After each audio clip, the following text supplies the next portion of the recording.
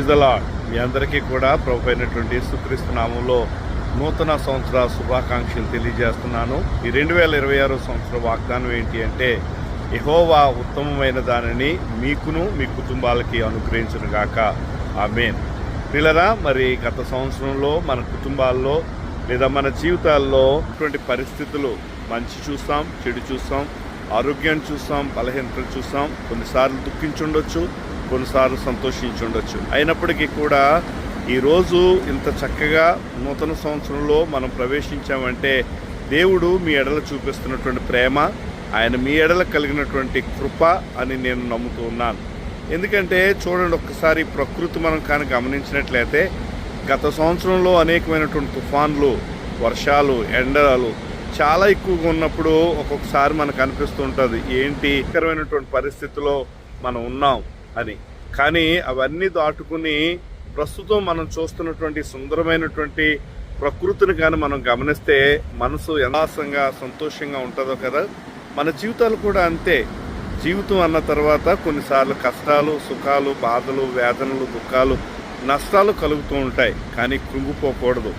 యెహోవా మనకు చేస్తున్నటువంటి వాగ్దానాన్ని బట్టి మునుపటి కన్నా అధికమైనటువంటి మేలులు జీవితాల్లో ఆయన అనుగ్రహించడానికి ఇష్టపడుతున్నారు. కనుక ఈ 2026 సంవత్సరం మరి మన జీవితాల్లో ప్రభువు చేస్తున్నటువంటి వాగ్దానం నెరవేర్చబడాలి అంటే మన జీవితాల్లో ఎలాంటి పరిస్థితి వచ్చినా ప్రభువుతో నీవు కలిగినటువంటి సహవాసాన్ని కోల్పోవద్దు.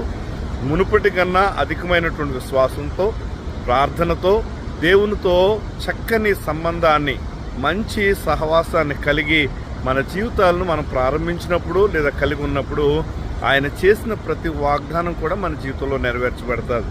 యేసయ్యకు నీ ఎడలో ఉన్నటువంటి ప్రణాళిక ఏంటో తెలుసా?